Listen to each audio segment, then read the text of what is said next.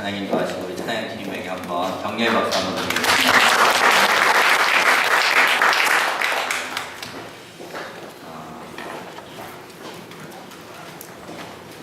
우리 장태현 전사님 유인물 좀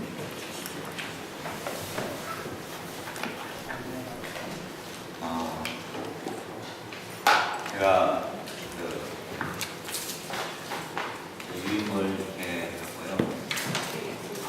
3시간 안에 제가 여러분에게 어떤 것을 말씀하고 어떤 것을 빼고 그것을 정리를 해서 여러분에게 해야 될지 참 고민이 많이 됐습니다. 제가 참고도서가 어떤 책이냐면요. 제가 번역한 이 유대적 금뿌리라는 그런 책이 있고요. 유대적 오늘 수업은 여기서 한 반 정도의 그것을 엑기스를 가지고 여러분에게 나눌 거고요. 그 다음에 또 도표는 여기에 나오는 이스라엘 처치 앤 더 라스트 데이즈, 이스라엘과 교회와 마지막 때에 관한 이 책, 그 참고문은 저기 다 적혀 있습니다. 저기 유인물에. 그래서 이 책에 또 도표를 가지고 여러분에게 또 이렇게 나눴고, 네, 저희 공동체에서 한 20년 전에 메시아닉 유대인들이 와서 세미나를 했던 그런 교재가 또 이렇게 온 이스라엘 구원을 얻으리라, 그걸 다 풀어가지고 이 책자를 만드는 이런 새 책자를 가지고 3시간 내에 여러분에게 말씀을 설명을 드려야 되는데 다 중요한데 어떤 것을 빼고 어떤 것을 여러분에게 전달을 해야 될지 제가 어제 오늘 참 이게 고민이 많이 되었습니다. 그리고 여기 참 영적인 전쟁이 좀 많은 것 같습니다. 이게 제가 강의를 준비하면서 굉장히 영적 전쟁이 또 심한 것을 육체적으로도 오기도 하고 그랬는데요. 또 오늘 찬양을 통해서 또 회복시켜 주실 것을 믿고 또 회복되신 것을 믿습니다. 주님의 승리하신 줄 믿습니다.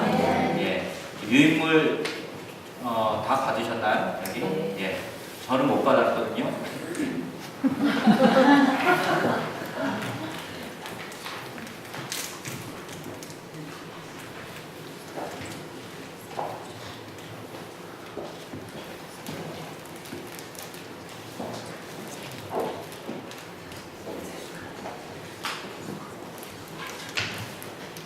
자, 한번 좀 보시길 바랍니다. 자, 오늘 이 IMS 강의가 5월 20일, 21일은 이곳에서 하고요. 또 25일 토요 반은 수서에서 이렇게 하게 됩니다. 자, 1페이지, 2페이지, 이렇게 3페이지, 4페이지 있고요. 5페이지에 도표가 이렇게 있습니다. 다들 받으셨죠? 예, 다들 있죠? 예.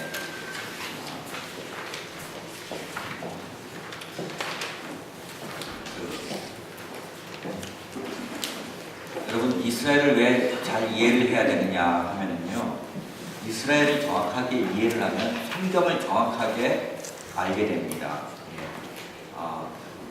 저기 배경 같은 저쪽에 보면 6번이라고 적혀 있는 그게 있는데요. 거기에 불이 안 켜져 있네요. 이렇게.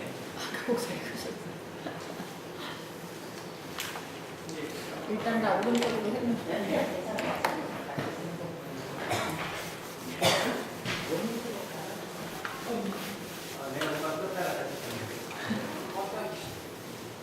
껐다 켜셨다고요? 예,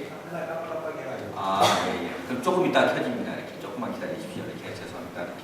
예. 이게 한 번 끄면은 켜지는데 5분 정도가 걸리는 그래서 조금만 기다리시기 바랍니다. 예, 예. 그냥 놔두십시오. 그냥 놔두시면 될 것 같고요. 여러분, 이스라엘 이해를 하면은요, 성경을 정확하게 이해가 되고요.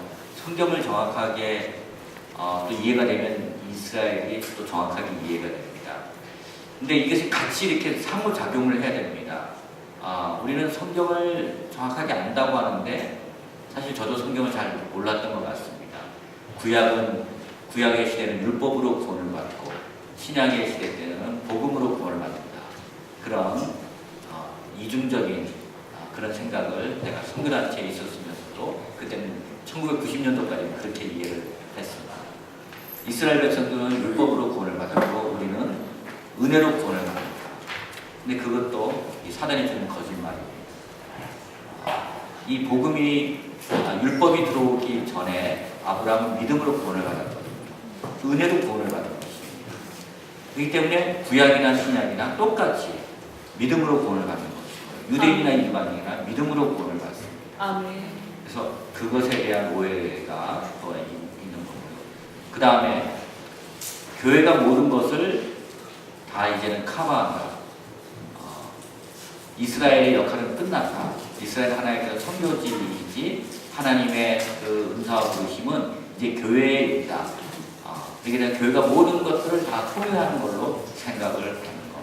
이것도 우리가 가지고 있는 오해예요. 하나님은 이스라엘 통해서도 하나님은 일하고 계시고 하나님의 그 경륜을 구약 때도 이루어지만 이 신약의 시대 때도 지금 이루어 가고 계시다는 것입니다. 복음이 사도행전 끝에 보면은 이스라엘 백성들이 받아들이지 않아서 새 언약을 받아들이지 않아서 이방인에게 갔을 뿐이지 하나님은 그 복음이 다시 이스라엘로 들어가서 회복시키는 이스라엘로 하여금 시기나게 해서 그 다시 이스라엘로 돌아가게 하는 그 하나님의 역사가 있다라는 것입니다. 그렇기 때문에 이스라엘은 역사는 끝나고 이스라엘을 향한 하나님의 경륜이 끝났다. 그것도 오해입니다. 그래서 여러분 이게 이스라엘을 알기 위해서 뭐 선교를 하고 뭐 중보를 하기 그것 아니더라도 내가 성경을 정확하게 알기 위해서라도 이 이스라엘이라는 강자들은 꼭 들어야 된다라고 했습니다. 저는 이 이스라엘에 대한 이해를 90년도서부터 깨닫고 나서 성경을 바로 보기 시작을 했고요. 그리고는 내가 성경을 잘 가르치기 위해서라도 이스라엘을 이해를 하자. 그래서 뭐 책도 보게 되고 테이프도 듣게 되고 제가 이 신학을 서구인들의 관점, 그런 유럽이나 미국이나 이런 서구적인 관점에서 그 분석적인 그런 공부를 하다가 이스라엘을 이해를 하면서 하나님의 마음을 알게 되고 하나님의 뜻을 저는 이해를 하게 되었습니다. 그래서 여러분 성경을 정확하게 이해를 하기 위해서라도 이 공부는 정말 중요합니다. 그래서 이 메시아닉 성경신학이라는 것은 어떤 신학이냐면 유대인으로서 예수님을 믿는 메시아닉 주의 관점에서 성경을 이렇게 보는 것입니다. 그들의 문화나 그들의 정서와 역사 가운데에서 그 다음에 그런데 예수님을 믿는 그런 유대인들을 통해서 성경이 다시 이렇게 정립이 된 것입니다. 그것이 바로 이렇게 메시아닉 그런 성경 신학이라고 하는 것이고요. 이런 거랑 마찬가지입니다. 우리나라의 역사를 누군가 외국인이 이해를 한다고 합시다. 삼국사기나 삼국유사를 만약에 그런 이해를 한다, 공부를 한다고 좀 예를 들어 봅시다. 외국인들이 뭐 우리나라의 어느 대학교에 가서 역사학과를 들어가서 한 1년이나 1년, 2년 저 연세대학교 어학당이나 대학교마다 한국어 어학당이 있거든요. 거기서 이제 한국말을 배웠어요. 이렇게 한국말을 배우고 나서 그 다음에 한국의 고대 언어를 또 이렇게 배우고 고대 언어를 배우고 삼국사기와 삼국유사를 이해를 하고 분석적으로 다 이렇게 해서 삼국사기와 삼국유사는 이렇다 이렇게 만약에 이게 왜 그런가 이렇게 삼국사기와 삼국유사는 이렇다 이렇게 이야기한다고 한번 생각을 해봅시다. 여러분 어쩌면 객관적으로 볼 수 있는 그런 부분도 얼마 있을 것 같습니다. 그런 서구의 어떤 신학의 관점에서 이렇게 볼 수는 있겠습니다만 빠진 게 있다면 정서가 빠졌어요. 이 땅에서의 어떤 그 역사적인 그 삼국시대뿐만 아니라 이 전체적인 어떤 그 관점에서 보는 이 정서와 마음과 또 그 토양에서 나오는 그것이 빠져 있다는 것이죠. 그런 관점에서 우리가 볼 때 그 유대인의 관점에서 자신의 역사와 문화와 정서가 있는 관점에서 그 메시아를 이해하는 것, 메시아를 이해하는 것 너무나 중요하기 때문에 이 메시아닉 성경신학을 우리가 통해서 성경신학을 이해하는 것이 중요합니다. 자, 어제 그것을 좀 더 조금 정리를 했습니다. 자, 하나님의 목표가 무엇이냐? 그것은 바로 하나님의 나라다. 킹덤 오브 갓. 바로 하나님의 나라다. 하나님은 이 타락한 그리고 하나님은 잃어버린 그 영혼들에게 구원을 잃어버린 영혼들에게 구원받게 한 이후에 또한 하나님의 그 온전한 통치를 이루시기를 원하시는 것이 바로 하나님의 목표입니다. 하나님은 온전한 통치를 이루기를 원합니다. 그래서 주기도문에도 나와 있는 것처럼 그 하늘의 그 뜻이 이 땅에 이루어지기를 원하시는 것, 그것이 바로 하나님의 목표입니다. 그래서 이사야서 2장, 이사야서 9장 6절 7절, 이사야 11장 6절 9절 구약에 있는 것 중에 일부분만 적은 것입니다. 우리 9장 6절에서부터 7절에 있는 부분을 읽도록 하겠습니다. 여기 밑에 제가 유인물에 적었습니다. 같이 읽겠습니다. 이는 한 아이가 우리에게 낳고 한 아들을 우리에게 주신 바 되었는데 그의 어깨에는 정사를 메었고 그의 이름은 기묘자라 모사라 전능하신 하나님이라 영존하시는 아버지라 평강의 왕이라 할 것입니다. 그 정사와 평강에 더 인도하며 또 다윗의 왕자와 그의 나라에 군림하여 그 나라를 굳게 세우고 지금 이후로 영원히 정의와 공의로 그것을 보존하실 것이다. 만군의 여호와의 열심히 이를 이루시리라. 예. 그래서 하나님의 그 나라의 원리는요, 이 이사야서를 쭉 보면 하나님이 왕이 되기를 원하시는 것입니다. 우리를 다스리는 왕이 되기를 원하십니다. 그리고 하나님의 법으로 다스리기를 원하시는 것입니다. 그 다스리기를 원하시는 그런 법을 우리는 토라라고 해서 모세오경인데요. 그 모세오경만 토라냐 아니면 성경 전체를 토라라고도 이렇게 합니다. 근데 우리가 보통 구약 전체를 우리가 토라라고 하지만 그러니까 보통 성경을 말할 때 우리가 모세오경을 토라라고도 하지만 보통 하나님의 그 근본적인 법을 말할 때 또한 이 성경 전체를 토라라고 이렇게 말합니다. 자, 그 토라가 통치법입니다. 하나님은 왕이 되셔서 토라를 통해서 통치를 하기를 원하십니다. 그래서 그 보면 그 밑에 보시면 토라는 세상을 다스리는 원리, 근본적인 가르침입니다. 근본적인 가르침으로서 자연, 결혼, 나라, 정치, 부모와 자녀의 관계, 교회, 국제 간의 관계, 나라 또한 나라가 두 번째인데요. 이스라엘 만물, 동물 등 이런 모든 것들이 바로 이 하나님의 그 근본적인 원리를 통해서 근본적인 가르침을 통해서 이루어지기를 원하시는 것입니다. 예, 그것이 바로 그래서 토라에 있어서 가장 중요한 것은 하나님 사랑, 이웃 사랑입니다. 자, 신명기 6장 4절 5절 이렇게 쉐마 이스라엘이라고 들으라 이스라엘. 자, 이스라엘아 들으라. 한번 같이 읽도록 하겠습니다. 이스라엘아 들으라. 우리 하나님 여호와는 오직 유일한 여호와시니 너는 마음을 다하고 힘을 다하여 내 하나님 여호와를 사랑하라. 네. 여러분, 하나님의 뜻을 알려면요, 하나님을 사랑해야 됩니다. 다른 말로 하면 하나님을 사랑하지 않고는 하나님의 뜻을 알지 못한다는 것입니다. 만약에 이것을 공부로 배운다고 한다면 우리나라의 명문대학이나 미국의 명문대학이나 전 세계 명문대학 학생들이 더 하나님을 더 잘 알지 않다.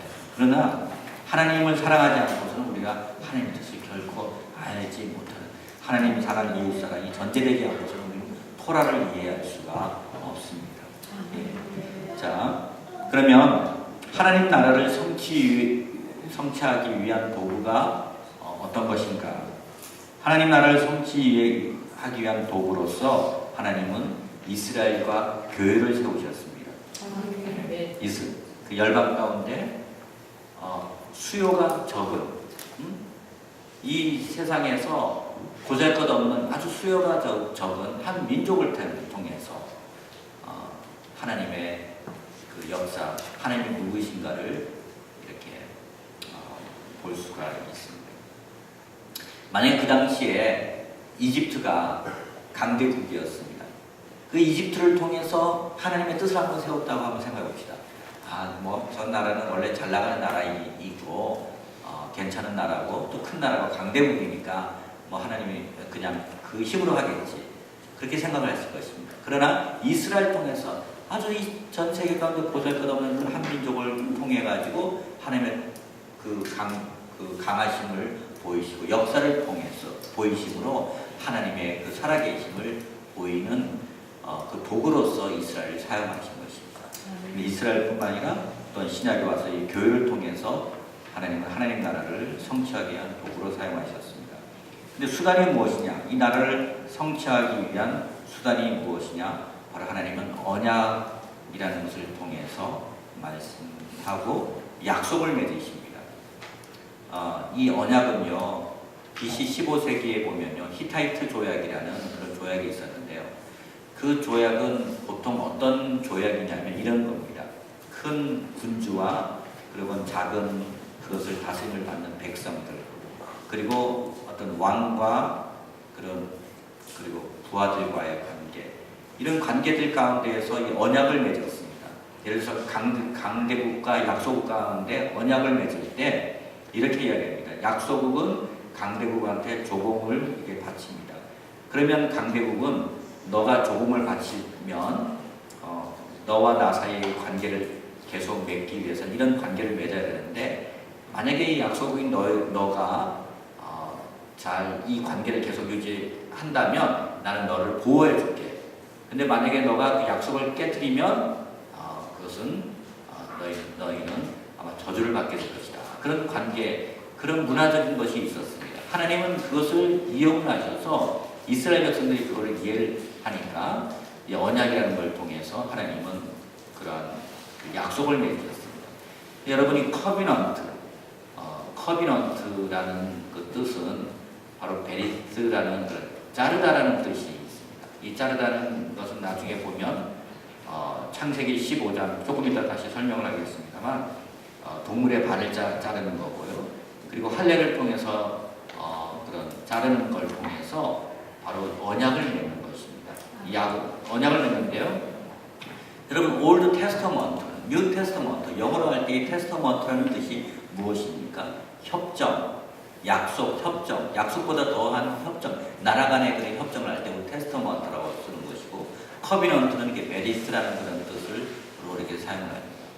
여러분, 이 커비넌트, 이 언약이라는 것은요, 우리가 비즈니스를 하다가 이렇게 해도 되고 또 지켜 이런 우리 개성공단 문제가 있지만 그냥 하다가 이게 하다가 중단하고 하는 것이 아니라, 만약에 이 언약을 깨뜨리면 그래서 목숨을 내놓고 맺는 언약, 그 약속이 바로 커비넌트입니다.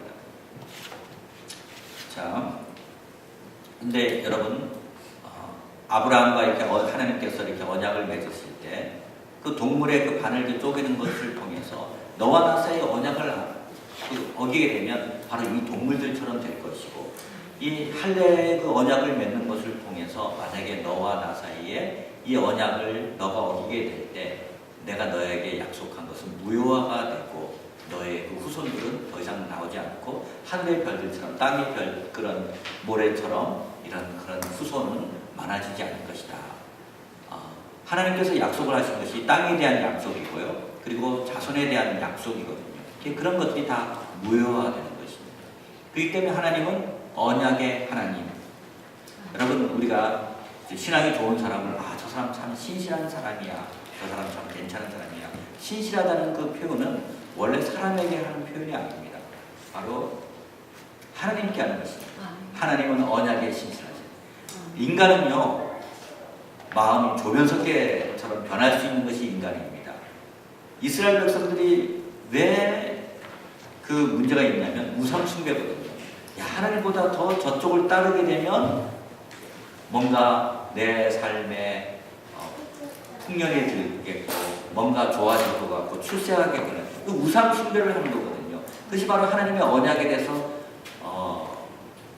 신실하지 못하는 것인데, 하나님은 그럼에도 불구하고 한번 택한 백성들에게 끝까지 하나님께서 언약을 지키려고 하시는 하나님의 성품을 우리는 신실하다라고 말하는 것입니다.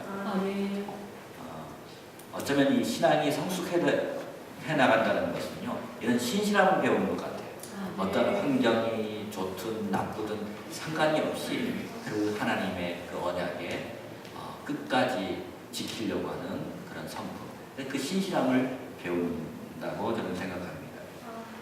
자, 토라는 구약 중 5권의 책을 말한다. 토라는 하나님께서 이스라엘과 맺은 근본적인 언약을 기록하고 있고, 뒤에 따르는 모든 계시는 이 근본적인 계시들과 일치한다. 여러분 모든 나오는 그 언약들, 그 계시는요, 계시는 이 모세오경에 나오는 그 근본적인 그런 언약과 일치를 해야 됩니다. 만약에 그것과 일치하지 않고 그 라인이 정렬이 되지 않고 얼라이먼트가 되지 않으면요, 그것은 가짜 언약이고요, 그런 문제가 있는 그런 언약입니다. 예. 우리 창세기 15장에 있는 말씀은 우리가 여러 번 이야기를 했으니까요, 우리 창세기 17장에 있는 말씀을 한번 좀 보도록 하겠습니다. 자, 창세기 17장에 이렇게 보시면요,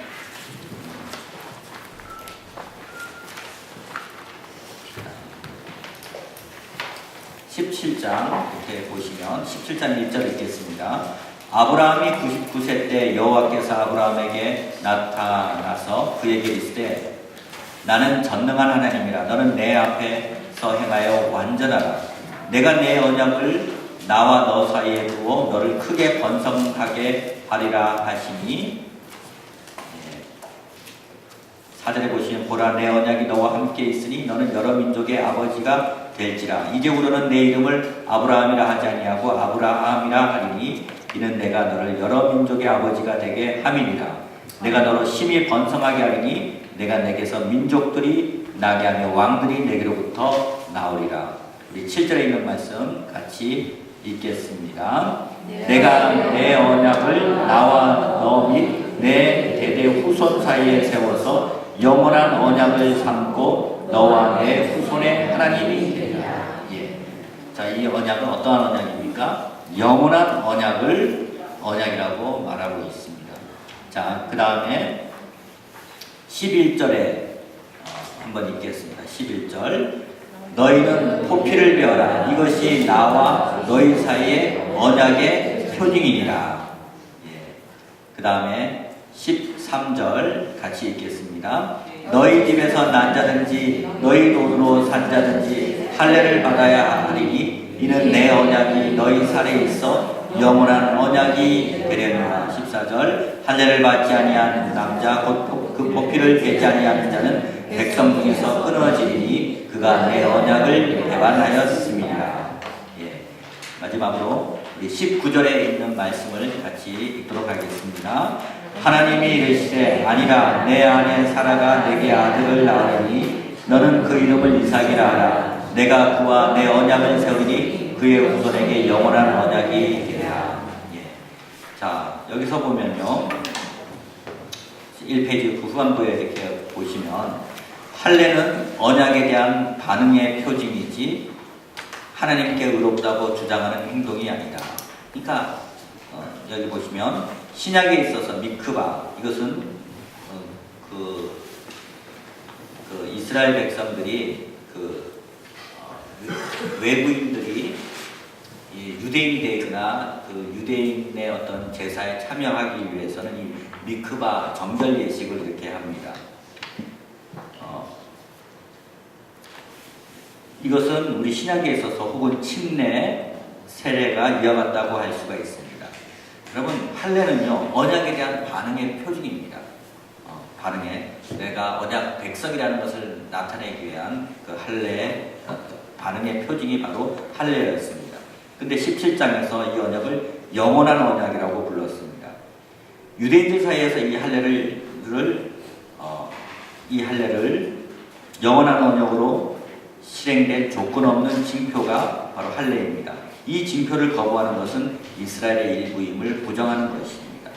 그렇기 때문에 할례를 통해서 내가 이스라엘 백성이냐 유대인이 아니냐 것을 나타내는 것이고 언약의 표징입니다.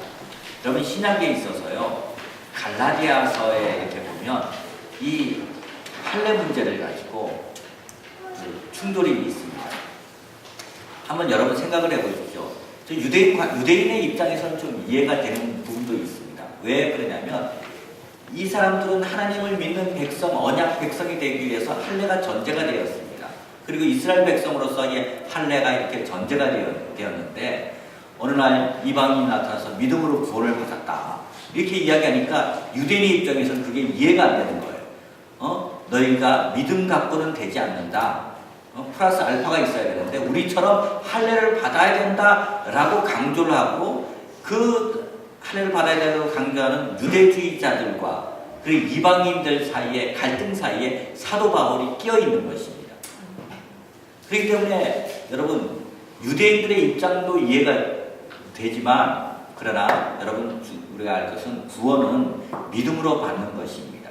근데 유대인의 입장에서 근데 할례가 역사적으로 받아왔고 또한 언약의 지표로서 그들은 이 할례가 중요했기 때문에 할례를 이렇게 받은 것입니다. 그래서 사도 바울이요 디모데에게는 어머니가 유대인이기 때문에 너가 유대인들에게 흠이 안 잡히기 위해서는 할례를 받으라고 그랬습니다. 그냥 너는 유대인이기 때문에 이것이 뭐 죄냐 아니냐에 떠나서 그 문화적으로 역사적으로 있어왔기 때문에 할례를 받으라고 그랬고 또 디도에게는 이방인이기 때문에 디도 받지 않아도 된다 이렇게 이야기했던 것입니다. 그것이 바로 사도 바울이 처한 그런 행동입니다. 근데 이 할례라는 것이 그만큼 중요했습니다. 자, 이 페이지를 한번 보도록 하겠습니다. 네. 자, 창세기 21장에서의 그런 이삭의 출생은 초자연적이었고 메시아 예수와를 암시하고 있다.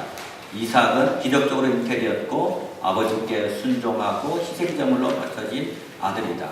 그처럼 바로 이것은 오실 그 메시아 예수와를 그런 암시하고 있는 것이 창세기 21장이고요. 또 희생제물을 바쳐진 그 구절은 창세기 22장에 있습니다.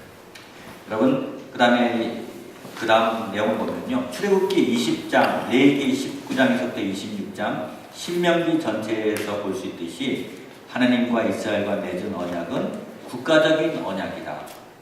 여러분 아브라함과 맺은 언약, 이삭과 야곱과 맺은 언약은 어떤 그 족장과의 맺은 언약, 한 개인과의 맺은 언약입니다. 하나님이 그런 그 족장이라고 하는 아브라함과 이삭과 야곱이라는 개인적 하나님과 이스라엘과의 개인적인 맺은 언약이라면 이제 출애굽기에서 와서부터는 하나님이 이스라엘 백성과 이렇게 그 국가적으로 언약을 맺습니다. 이 언약은 이전 아브라함의 언약을 수정하거나 없애지도 않았다. 그 언약이 계속 유효하게 되는 거예요. 언약은 연속성이 있습니다. 그 연속적으로 계속 그 언약은 유효하고 좀 형태만 조금씩 바뀔 뿐이지 계속 그 언약의 그 본질은 남아있는 것입니다.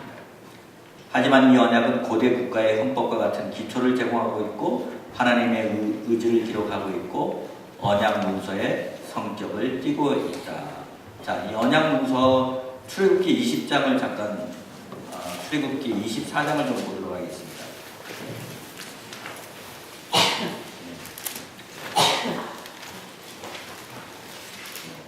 출애굽기 24장에 이렇게 보면요, 이 언약식을 할 때 출애굽기 24장에 보면 언약식을 맺을 때 어떤 그 형식이 있습니다. 이것은 레위기도 마찬가지고 신명기도 이렇게 마찬가지인데요. 첫 번째는 그 언약 당사자들이 대면하는 것이 있습니다. 24장 1절에 보면 또 모세에게 이르시되 너는 아론과 나답과 아비후와 이스라엘 장로 70명과 함께 여호와께로 올라와 멀리서 경배하고, 그래서 이게 대면을 합니다. 이스라엘 백성 중에서 장로들과 모세만 올라갔고 또 나중에 모세만 갔습니다. 백성은 그 대표자들만 올라간 것입니다. 3절에 보면 모세가 와서 여호와의 모든 말씀과 그의 모든 율례를 백성에게 전하매 그들의 한 소리로 응답하여 이르되 여호와께서 말씀하신 것을 모든 것을 우리가 준행하리이다. 이런 준행하겠다, 순종하겠다는 그 말씀을 가지고 모세는 올라간 것입니다. 4절에 보면 모세가 여호와의 모든 말씀을 기록하고 이른 아침에 일어나 산 아래에 제단을 쌓고 이스라엘 12지파대로 12기둥을 세웠습니다. 그리고는 5절에 보면 이스라엘 자손의 청년들을 보내어 여호와께 소로 번제와 화목제를 드리게 하였습니다. 이런 언약식을 맺는 어떤 절차입니다. 그리고 나서는요, 자 6절에 보시면 모세가 피를 가지고 반은 여러 양푼에 담고 반은 제단에 뿌리고, 자 이 제단은 자 하나님이 있는 그 상징하는 그 제단에 피를 뿌립니다. 그 다음에 7절에 보면 언약서를 가져다가 백성에게 낭독하여 듣게 하니 그들이 이르되 여호와의 모든 말씀을 우리가 준행하리이다. 백성들이 이렇게 준행하겠다고 이야기했습니다. 8절에 보면 모세가 그 피를 가지고 백성에게 뿌리며 이르되 이제 피를 남은 반의 피를 누구한테 뿌립니까? 백성들에게 뿌립니다. 그러니까 그 피의 반은 제단에 뿌리고 반은 여러분 여기가 만약에 제단이라고 해보시면 여기다가 그 피를 반을 뿌리는 겁니다. 그리고 남은 반을 모세가 누구한테 뿌립니까? 여러분 앉아있잖아요. 백성에게 쫙 뿌리는 겁니다. 이렇게 피를 뿌립니다. 그 예식을 통해서 자 보십시오. 8절에 모세가 그 피를 가지고 백성에 뿌리며 이르되 이는 여호와께서 이 모든 말씀에 대하여 너희와 세우신 언약의 피니라. 우리가 성찬할 때도 이 언약의 피는 무엇을 강조합니까? 이것은 생명을 걸고 피는 생명을 상징합니다. 이 때문에 너와 나 사이의 이 언약은 그냥 약속이 아니라 비록 동물의 피를 가지고 이렇게 뿌렸지만 이 피는 바로 생명을 가지고 너와 나 사이에 이 언약을 맺는 바로 언약식이다. 이 언약 예식이다라는 것을 말하고 있습니다. 자, 그 다음에 모세와 아론과 나답과 아비와 이스라엘 장로 70인이 올라가서 이스라엘 하나님을 보니 그의 발 아래에는 청옥을 편듯하고 하늘같이 청명하더라. 11절에 하나님이 이스라엘 자손들의 존귀한 자들에게 손을 대지 아니하셨고 그들은 하나님을 뵙고 먹고 마셨더라. 이 언약식을 마치고 나서 이 파티가 피로연이 이렇게 펼쳐지는 겁니다. 여러분, 저는 이걸 보면서 이 대통령들이 와서 그 대통령끼리 조인식을 이렇게 하는 것을 보면요, 이런 절차들이 성경에서 따오는 게 아닌가. 이 대통령의 테이블에 앉아가지고 어떤 협정 같은 걸 하게 되면은 이렇게 조금 반원의 이렇게 그 도장인데요. 그런 걸 가지고 이렇게 딱 서로 이렇게 찍고 대통령이 이렇게 사인을 합니다. 사인을 하고 나서 그날 밤에 무엇을 이렇게 하냐면요, 피로연을 이렇게 합니다. 나비 넥타이를 메고 이게 건배도 이렇게 하고 그런 것들을 뭐 백악관에서도 하고 청와대에서도 하는 거 그런 모습 봤죠. 이렇게 이런 모든 것들은 절차, 결혼식도 마찬가지지만 이런 것들이 그리고 그 조인식을 하기 전까지 사전에 그 참모들이 오고 가면서 서로 의논을 하면서 면질 그 협정들 그리고 처음에 공항에 나가서 이렇게 영접을 하고 또 환영하고 조인식 갖고 그리고 피로연하는 그런 절차들 이런 모든 것들이요 그냥 나온 것이 아니라 이 성경에서도 나왔다고 이렇게 봅니다. 이것이 이 고대 근동지방에 있었던 그런 문화들을 하나님이 원래 그것도 하나님이 만드신 거지만 이러한 것을 그 이스라엘 백성들이 이해할 수 있었던 하나님은 그 언약식을 가졌는데요. 그것이 출애굽기 20장, 레위기 19장, 26장, 신명기 전체에서 볼 수가 있습니다. 여러분 신명기는 누구에게 적은 걸까요? 이렇게 모세가 누구에게 말한 걸까요? 이렇게 신명기는요 이제 모압의 땅에 도달했습니다. 곧 이제 요단강만 건너가면 어디입니까? 이스라엘 땅입니다. 모세는 가나안에 들어가지 못했습니다. 그런데 여호수아와 갈렙만 빼놓고 그 이스라엘의 1세대들은 다 광야에서 죽었습니다. 2세대들, 세컨 제너레이션만 이렇게 남았습니다. 근데 이 사람들은 이런 언약식에 대해서도 보지도 못했고 이런 시내산에서도 보지도 못했고 나이들이 한 40살 40살 밑에입니다. 38, 9살 최고로 많은 사람들이 있습니다. 전혀 이런 것들을 시내산에서도 경험을 하지 못했고 이 언약식을 경험하지 못했습니다. 그래서 하나님은 그 세컨 제너레이션에게 이 모세를 통해서 말씀하시는 것입니다. 너희가 만약에 이 언약을 지키게 되면 하나님의 축복이 있지만 너희가 이 언약을 어기게 되면 저주가 있을 것이다. 그래서 다음 세대들에게 말하는 언약이 바로 모압 언약, 모압 그 지역에서 말하는 언약이라고 해서 우리가 모압 언약이라고도 표현하는 것입니다. 여러분 그렇습니다. 우리가 이 다음 세대가 왜 이렇게 중요합니까? 여러분 이제 3, 40년 후에 50년 후에 이 지역에 물론 숙진자면 몇 사람만 남아있겠지만 이 세상에 다 이렇게 하나님 나라 갈 것입니다. 갈 것인데요. 그러면 우리는 어떻게 해야 됩니까? 부지런히 이런 신명기에서 이렇게 가르치는 쉐마 들으라 이스라엘 그 후손들에게 이 하나님의 이 새 언약 말씀을 분명히 가르쳐주지 않으면요 우리도 이게 유럽의 교회처럼 점점 미국처럼 뭐 아직까지 미국은 좋습니다만 유럽처럼 교회당이 정말 텅텅 비는 그러한 현실을 맞이할지도 모릅니다.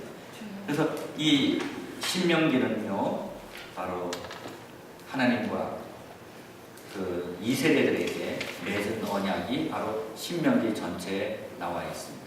그래서 언약 문서의 성적을 띠고 있습니다. 자, 그 다음 문장을 보겠습니다.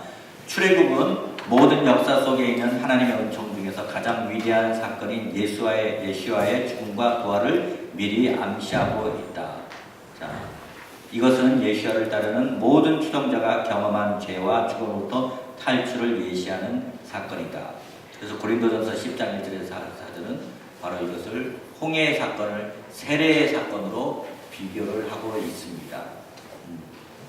그래서 우리가 바로 죄에 대해서 죽고 의에 대해서 사는 그것을 바로 세례의 사건을 바로 출애굽의 사건과 비교를 하고 있습니다. 자, 출애굽기 19장 5절 6절 말씀 같이 읽도록 하겠습니다. 세계가 다 내게 속하였나니 너희가 내 말을 잘 듣고 내 언약을 지키면 너희는 모든 민족 중에서 내 소유가 되겠고 너희가 내게 대하여 제사장 나라가 되며 거룩한 백성이 되리라. 너는 이 말을 이스라엘 자손에게 전할지니라. 예. 보십시오. 너희가 내 말을 잘 듣고 내 언약을 지키면 전제가 되어 있습니다. 이 약속을 잘 지키면 너희는 모든 민족 중에서 내 소유가 되겠고, 이 소유 이번에도 그 세큘라라고 하는 세큘라라고 이렇게 하는 것인데요.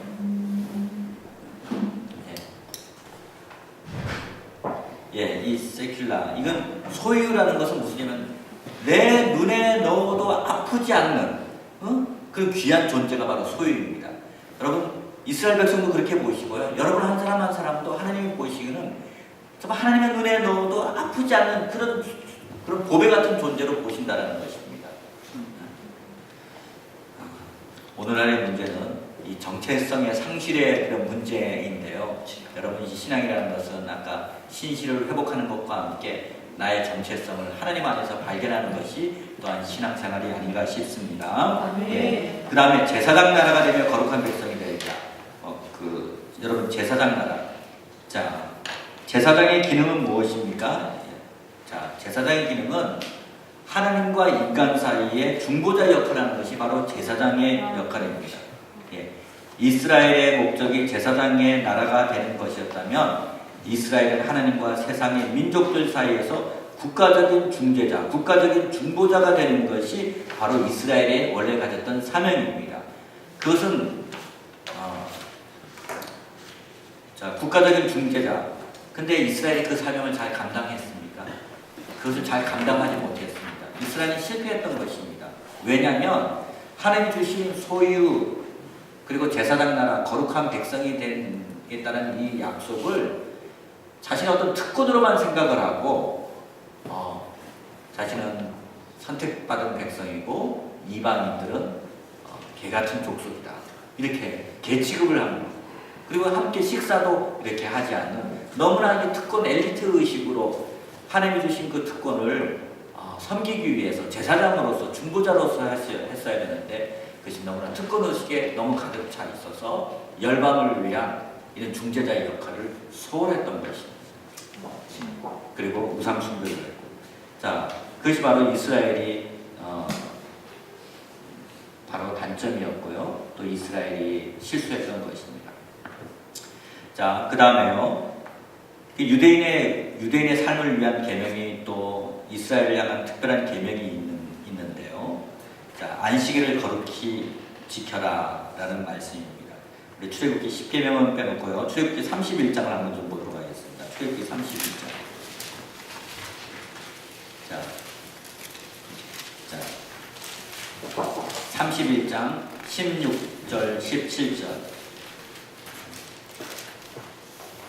출애굽기 31장 16절 17절 15절에서부터 17절 말씀까지 같이 읽도록 하겠습니다.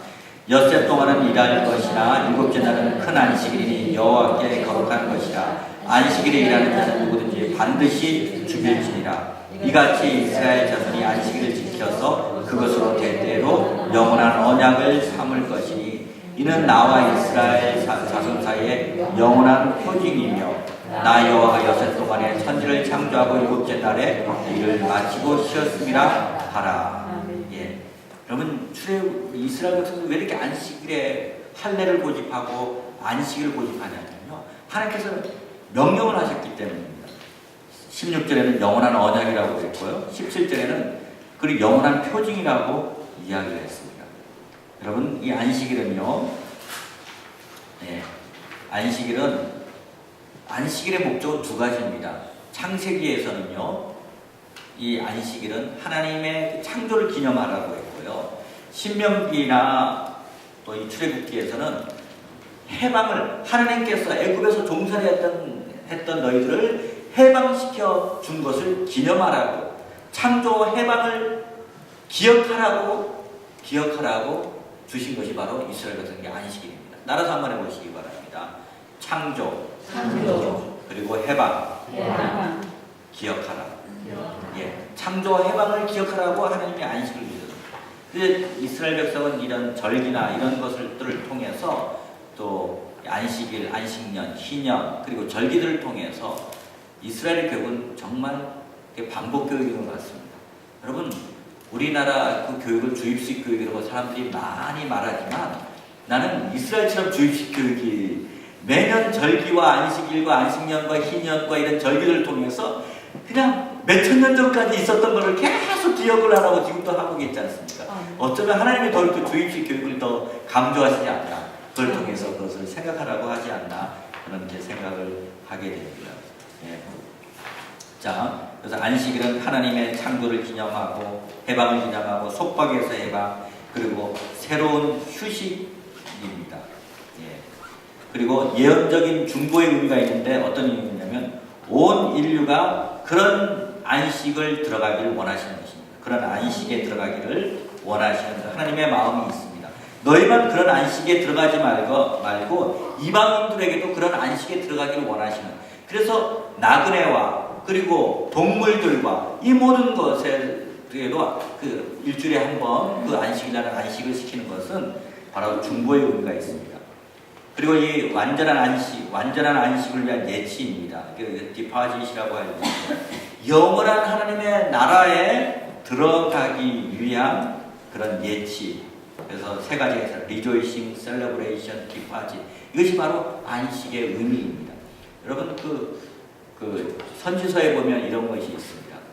하나님께서요, 그 이스라엘 백성이 안식일을 지키지 않은 날만큼, 연수만큼 그 포로 생활을 하게 만드시잖아요. 이것도 안식일 그만큼 지켰습니다. 자, 지키도록 강조를 하셨습니다. 우리 민수기 15장을 보도록 하겠습니다. 민수기 15장. 자, 민수기 15장 32절에서부터 36절에 있는 말씀.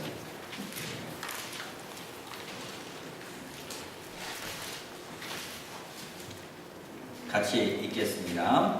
15장 32, 민수기 15장 32, 36 같이 읽겠습니다. 이스라엘 자손이 광야에 거류할 때 안식일에 어떤 사람이 나무하는 것을 발견한지라. 그 나무하는 자를 발견한 자들이 그를 모세와 아론과 온 회중 앞으로 끌어왔으나 어떻게 터치할지 지시하심을 받지 못하므로 가두어두니 여호와께서 모세에게 이르시되 그 사람을 반드시 죽일지니 온 회중이 진영 밖에서 돌로 그를 칠지니라. 온 회중이 곧 그를 진영 밖으로 끌어내고 돌로 그를 쳐 죽여서 여호와께서 모세에게 명령하신 대로 하니라. 제가 교회 목사로서 이 말씀을 인용하면서 여러분 주일날 안 섬기면 이렇게 가다가 교통사고 날 수도 있고 뭐 있습니다. 아주 악용을 하면 이렇게 할 수도 이렇게 있는 구절이죠. 이렇게. 여러분 근데 하나님께서 이 안식일은 영원한 언약이고 영원한 표징이라고 했습니다. 이거예요. 제가 신목사님이랑 어떤 약속을 이렇게 맺었어요. 그 약속을 언약을 맺었는데 어떤 것을 안 지킨다. 아니 이걸 안 지키는 어떤 행동을 하지 않았다는 것은 벌써 이 관계에 그 언약을 안 지켰다는 것으로 하나님 보신다는 것입니다. 그것이 뭐냐? 두 가지가 많아. 이스라엘 백성들 유대인들에게는 할례와 바로 안식이라는 거예요. 아, 이거를 안 한다는 것은 얘는 마음이 없다. 나의 백성으로서 언약 백성으로서 이 마음이 없는 거다. 그렇기 때문에 이스라엘 백성들은 이 할례와 안식일에 대해서 그렇게 철저하게 지키는 것이고, 마른 무화과 나무 2개를 무화과 열매를 드는 것이 일로 생각하는 것입니다. 그럼 무화과 열매 얼마나 그 습기가 있습니까? 그런데 그것을 마르면은 어떠겠습니까? 꽃감처럼 얼마나 그러겠습니까? 근데 그걸 두 소리를 드는 것이 그 유대인들은 일로서 생각을 하고요. 제가 아는 목사님들은, 저는 그런 아르바이트는 못했어요. 미국에서 엘리베이터에서 그 유대인들 집에 사는 그 엘리베이터 안에서 엘리베이터 보이 이렇게 유대인들이라면 버튼 눌러주고 올라가면 이렇게 아파서 클로즈 눌러주고 오픈 눌러주고 그런 아르바이트 있고요. 그리고 그 집에 가서 스위치 켜주고 끄고 하는 그런 아르바이트.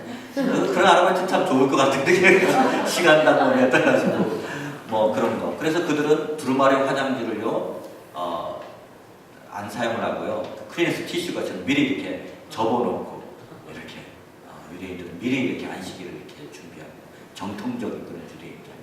그만큼 안식일에 대해서 철저하게 지켰고, 예수님 시대 신약 시대 때 사복음서를 한번 생각해 보십시오. 안식일에 죽을 병이 아닌 사람을 고쳤다. 또한 예수님이 뭐 안식일에 이렇게 했다라는 것들이 이 유대인들에게는 이해가 안 되는 부분입니다. 그런데 나중에도 이게 신약에서 문제가 무엇이냐면 이 해석의 문제입니다. 하나님의 말씀하신 그 본질을 유대인들은 캐치하지 못하고 나중에는 그 정신과 본질은 온데간데 없고 그 구존으로 내려오는 전통이라는 것이 결국은 그것으로 인해서 해석을 하기 때문에 예수님은 하나님의 말씀하신 본질, 안식일의 주인은 인자고 안식일이 사람을 위해 있는 것이지 사람이 안식을 위해서 있는 것이 아니라는 그 본질의 해석의 차이가 결국 예수님은 십자가에 못 박혀 돌아가시게 한 것입니다. 그것이 바로 여러분 사복음서 보면 이 안식일의 문제 때문에 죽이려고 하는 음모가 대부분이 안식일 문제 때문에 이렇게 있는 것을 우리는 보게 되지 않습니다. 그렇기 때문에 여러분 성경을 다시 보면 이 유대인과 예수님의 갈등은 결국은 이 성경에 대한 본질을 알지 못하는 구전과 전통에 묶여있는 유대인들, 그러나 하나님의 가지고 있는 마음과 사랑과 하나님 사랑과 이웃 사랑과 이 본질을 가지고 있는 그 예수님의 말씀으로 유대인들이 화답하지 못했기 때문에 그런 유대인들은 그런 고통을 겪게 된 것입니다. 그리고 예수님은 십자가에 못 박게 된 것이고요. 자, 십계명 같은 거 이렇게 보시면요. 그 다음 거를 보면 먼저 하나님은 은혜로 구원하셨습니다. 이스라엘 백성들이 정말 열방의 가장 작은 그런 숫자로 있을 때 하나님은 아브라함도 그렇고 이스라엘 백성도 은혜로 구원하시고, 그 다음에 그 법을 주신 것은 감사함으로 하나님의 법을 섬겨라. 여러분 잘 생각해 보십시오. 출애굽의 그 시내산에서 주신 법은요, 일단 애굽에서 있었던 포로되어 있던 이스라엘 백성들을 홍해로 건너게 하시고 구원을 시켜놓고, 구원시켜준 그런 백성들, 구원 백성들이 어떻게 믿음 안에서 하나님의 그 선민으로서 로얄 패밀리로서 살아라라는 품격 있는 삶을 살아라는 것입니다. 이 율법을 지킬 때 너희가 구원받은 백성이 아니라 일단 애굽에 있던 백성들을 구원시켜 놓고 시내산에서 너는 하나님의 백성 아니니? 너희 나의 자녀들 아니니? 그렇기 때문에 나의 자녀로서 이렇게 살아라라고 하는 법을 주신 것이 십계명이고 613개의 조항들인 것입니다. 근데 우리가 구약을 잘못 이해하면 이런 것입니다. 율법을 지켜야 구원을 받는다라고 잘못 이해하는 것이죠. 그래서 구약은 율법으로 해석하고 있잖아요. 그것이 아닙니다. 그리고 이 산상수훈도 마찬가지입니다. 산상수훈도 예수님께서 이 산상수훈 5, 6, 7장은 무엇을 의미하냐면 새 언약의 백성으로서 너희는 이렇게 삶을 살아라 하는 것이 바로 새 언약의 백성들을 준 그런 그 사랑의 법이 바로 마태복음 5장, 6장, 7장의 산상수훈인 것입니다. 그러니까 여러분 그것들을 같이 비교를 하면서 봐야 되고요. 그 다음에 모든 절기는 하나님 나라의 모델이며 예표이다. 그 다음에 여러분 역사서는 건너뛰고 이게 선지자들의 메시지는요. 그 선지자들의 중요한 메시지는 무엇이냐면 언약의 신실함, 즉 토라로 돌아오도록 촉구하는 것이 바로 선지자들의 메시지입니다. 너희는 언약에 대해서 신실하지 못했다. 다시 즉 토라로 돌아오도록 촉구하는 것이 바로 이 예언서들, 이 선지자들의 메시지입니다. 그리고 이 선지자들의 메시지는 토라의 가르침과 일치하여야 한다. 자, 여러분 신명기 13장을 한번 보도록 하겠습니다. 신명기 13장.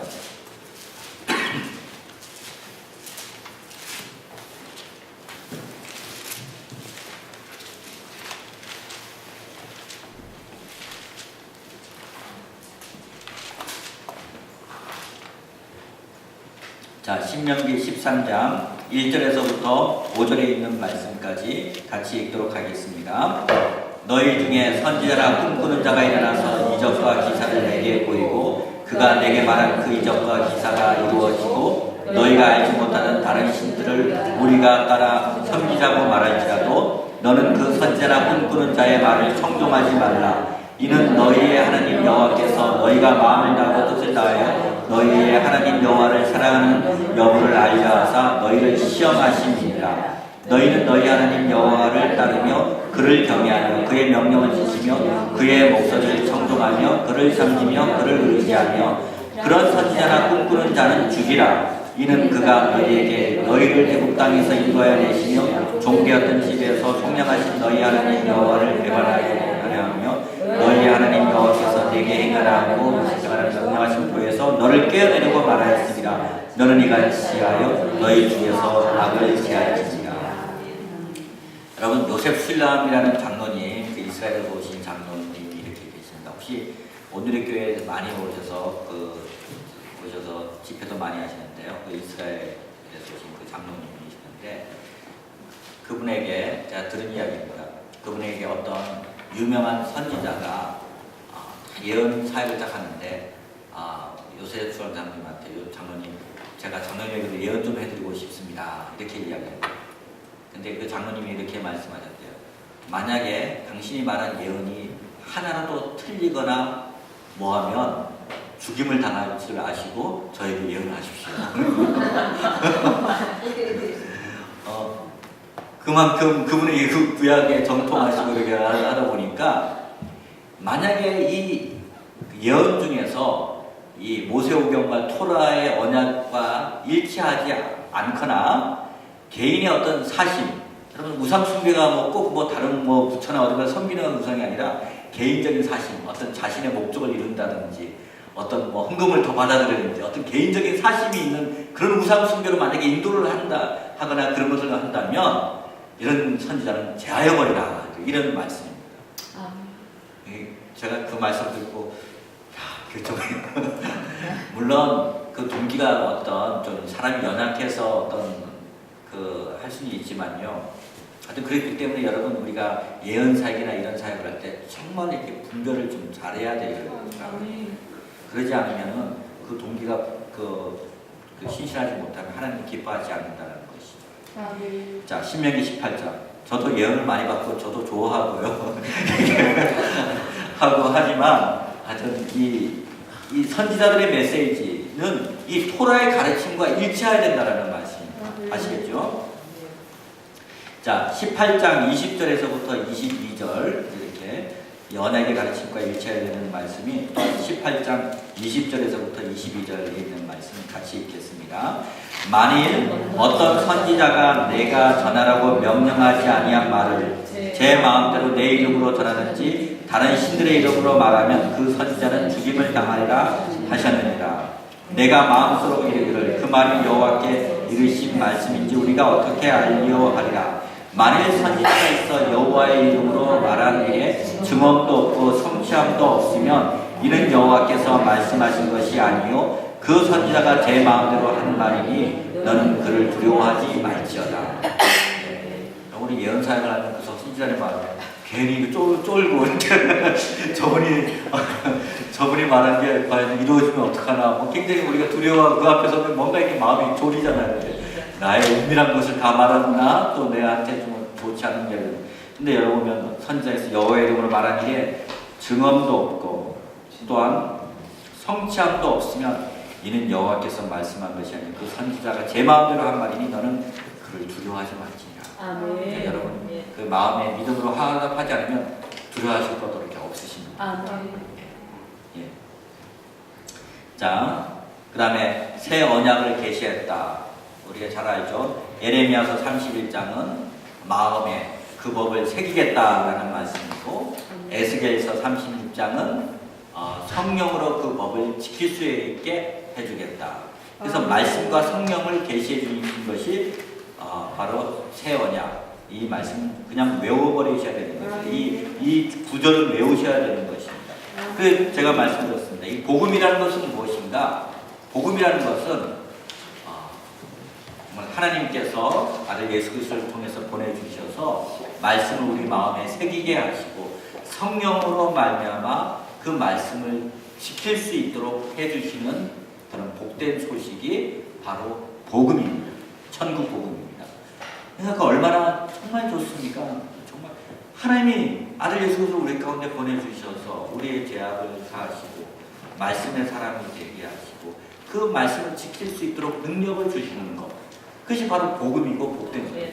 내가 행한 것은 아무것도 없습니다. 주님이 하나님이 오죽하셨으면 새 언약을 주셨는가 한번 생각해 보십시오.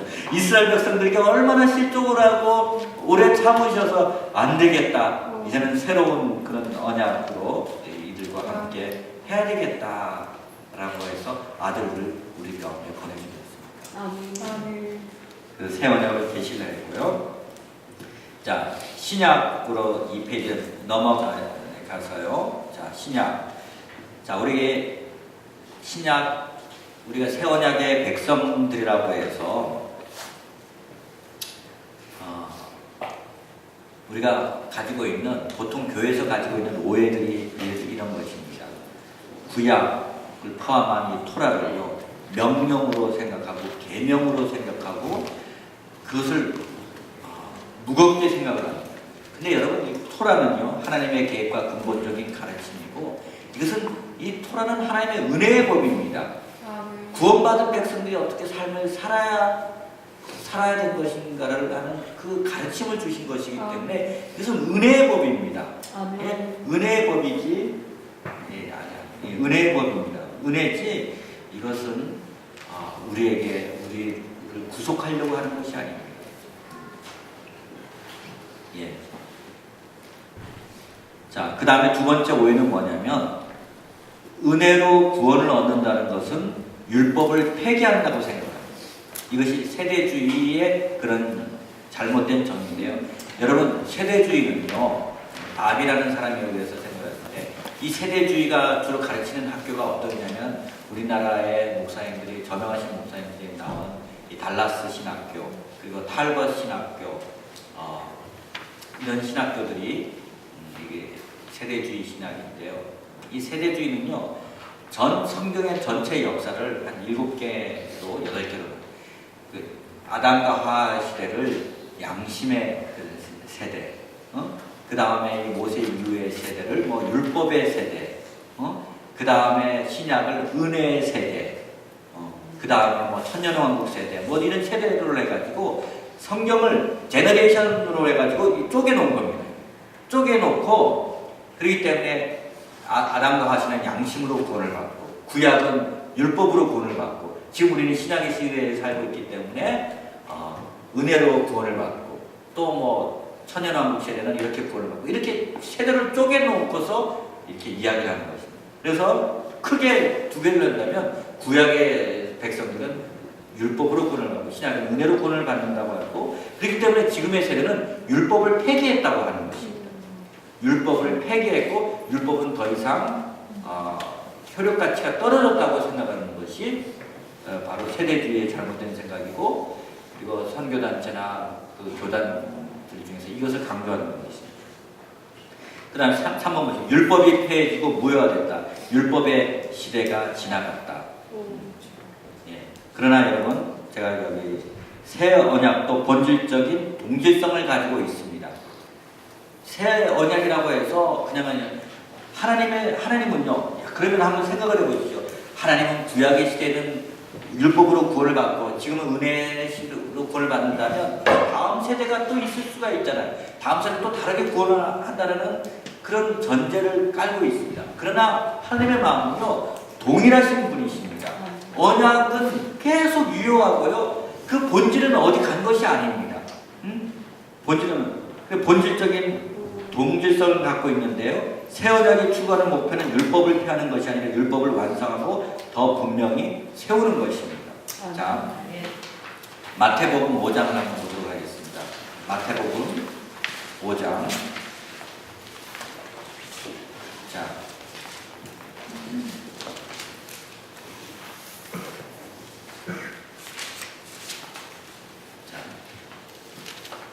마태복음 5장 17절에서부터 20절에 있는 말씀, 우리 한 목소리로 같이 읽도록 하겠습니다. 내가 율법이나 선지자를 까로운 줄로 생각하지 말라. 폐하러 것이 아니요 완전하게 하려 함이라. 진실로 너에게 이르노니 천지가 없어지기 전에는 율법의 1.1도 결코 없어지지 아니하고 다 이르리라. 그러므로 누구든지 이 계명 중에 지극히 작은 하나라도 버리고 또 그같이 사람을 가르치는 자는 천국에서 지극히 작다 일컬음을 받을 것이요 누구든지 이를 행하며 가르치는 자는 천국에서 크다 일컬음을 받으리라. 내가 너에게 이르노니 너희가 서기관과 바리새인보다 더 낫지 못하면 결코 천국에 들어가지 못하리라.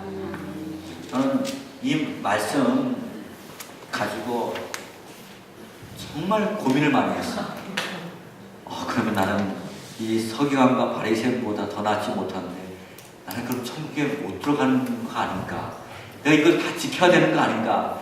그래서 제가 이 말씀을 읽고 공포에 떨고 굉장히 생각을 많이 했습니다. 그런데요, 그 이유, 자, 21절부터 이렇게 한번 보시기 바랍니다. 5장 21절에 보면 옛사람에게 말한 바, 살인하지 말라. 누군지 살인하면 심판을 받게 되리라 하였다는 것을 너희가 들었으나. 자, 이거는 10계명의 제6계명, 살인하지 말라는 계명입니다. 너희는 이렇게 들어왔고, 서기관과 바리새인들아, 너희는 이렇게 들어왔지 않냐? 너희는 들어왔으나 나는 너희에게 이르노니. 예수님은 해석을 달리하는 것입니다. 달리하는 것인데, 형제에게 노하는 자마다 심판을 받게 되고 형제를 대하여 나가라, 바보라 이렇게 하는 거죠. 바보라 하는 자는 공에 잡혀가지고 미련한 놈이라 하는 자는 지옥불에 들어가게 되니라. 자, 그러니까 너희는 이렇게 들어왔고 너희는 이렇게 했으나 나는, 예수님은요 그보다도 하나 더 하는 거입니다. 살인이라는 것이 어떤 것이 살인이냐? 형제에게 노하는 자. 또한 일본어로 표현하면 이 라가라는 표현이 빠가야로 이 빠가야 이렇게 하는 거나 마찬가지. 공에 잡히고 미련한 놈이라는 자는 지옥불에 들어가리라. 자, 이러면 그 다음에 조금만 더 이렇게 보시면요, 27절에 한번 보십시오. 5장 20절에 이렇게 27절. 또 간음하지 말라 하였다는 것을 너희가 들었으나. 제 10계명이 몇 계명입니까? 7계명입니다.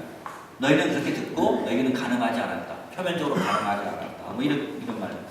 28절에 보시면 나는 너에게 이르노니 음욕을 품고 여자를 보는 자마다 마음에 이미 간음하였느니라.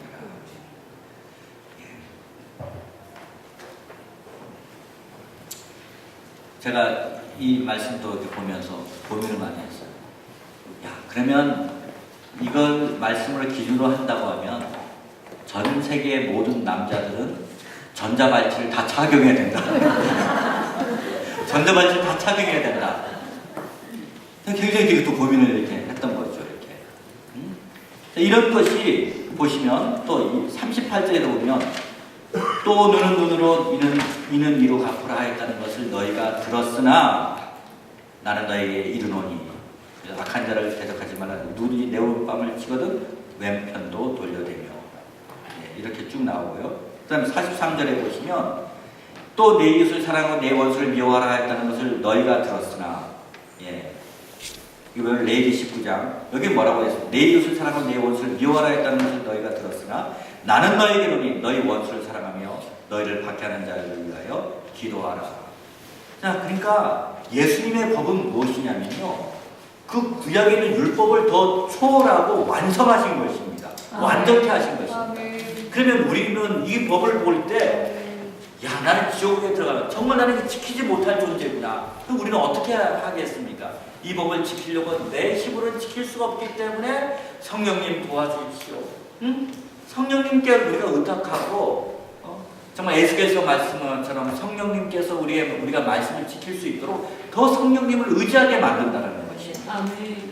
자신의 죄악성을 깨닫고 더 하나님께 가까이 나오고 성령님을 의지할 수밖에 없는 그런 존재로 우리는 살 수밖에 없다는 것입니다. 아멘. 이제 그렇게 되는 것입니다. 그래서 신앙생활이라는 것은 자신의 부족함을 깨닫고 날마다 그 성령님을 의지하고, 로마서 8장 3절 4절에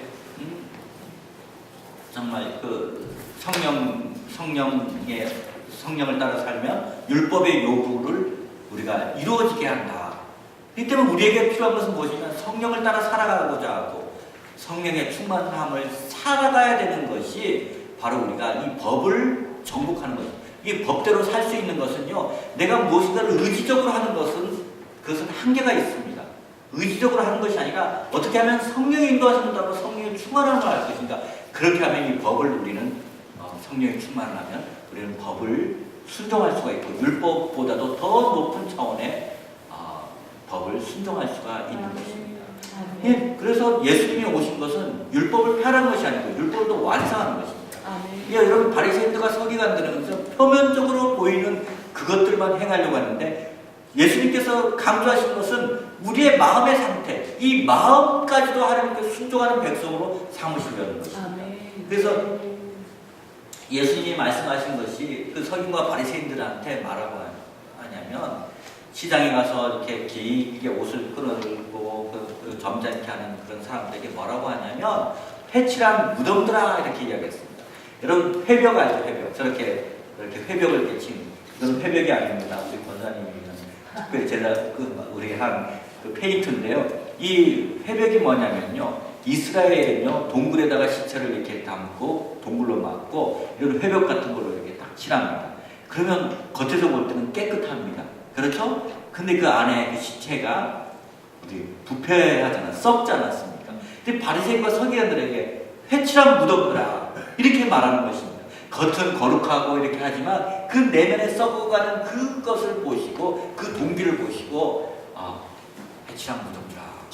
주님이 요구하시는 것은 이 마음 상태, 그 하나님의 마음을 담는 본질을 회복하는 것을. 그렇기 때문에 바리새인과 서기관들의 그 차이가 무엇이냐, 예수님의 차이는 무엇이냐면 무엇의 차이냐면 결국은 성경 해석에 대한 차이예요. 성경을 얼마만큼 잘못 해석하면 이렇게 해당. 그냥 경건의 모양은 있을 수 있지만 경건의 능력이 없는 것, 그리고 안식일의 문제도 그렇고 할례의 문제도 그렇고 이런 율법에 대한 문제도 바로 성경의 본질, 하나님의 마음의 본질을 잘 알지 못했던 것입니다. 자, 3페이지 한번 보도록 하겠습니다. 3페이지. 자, 새 언약은 옛 언약을 회개하지 않는다. 구약을, 다시 말하면 신약은 구약을 회개하지 않는다. 신약은 구약을 다 받아들여서 그것을 적절하게 적용한다. 아시겠습니까? 그 다음에 예수님은 토라의 진정한 본질을 지키시며 사신 분이시다. 예수님은요, 그 토라, 율법의 1.1획도 의심이 없이 사셨던 분이고 본질을 지키시며 사셨던 분이십니다. 그분은 토라를 실천하시고 자신의 희생과 부활로 길을 제시함으로 율법을 성취하셨다. 그 때문에 우리 또한 토라를 실천할 수 있는 능력을 부여받은 것이다. 우리가 성령을 통해서 우리도 그것을 부여받은 것입니다. 그분은 토라의 진정한 영성을 가르치셨다. 예. 자, 그런 문제들. 그럼 저는 여러분에게 질문하고 싶은 것은 이런 문제죠. 이런 질문을 여러분, 그럼 우리가 할례를 행해야 됩니까? 안식일을 지켜야 됩니까? 이스라엘 백성들처럼 이런 613개의 그런 조항들을 다 지켜야 살아야 됩니까? 여러분, 이 메시아는 유대인 운동을 하고요, 또 그 이스라엘에 대해서 좀 이해하는 사람들이 고민을 하기 시작합니다. 초창기에 구약의 율법이 이렇게 선하고 아름다우면 우리 이렇게 살아야 되는 거 아닌가에 대한 그 갈등이 시작이 된 겁니다. 좋은 갈등이고요. 저도 내가 이스라엘에 대해서 알았는데 그럼 나도 조금 거룩하게 살기 위해서 음식 먹을 때부터 고민이 시작이 되는 것이에요. 첫 번째는 돼지고기를 먹어야 되느냐 말아야 되느냐. 또 이 비늘 없는 음식을 먹지 말아야 되기 때문에 내가 좋아하는 새우와 랍스터 같은 거를 먹어야 되느냐 말아야 되느냐. 뭐 이런 고민이. 추어탕 비늘 없는데 추어탕을 먹어야 되느냐 말아야 되느냐. 이런 고민들.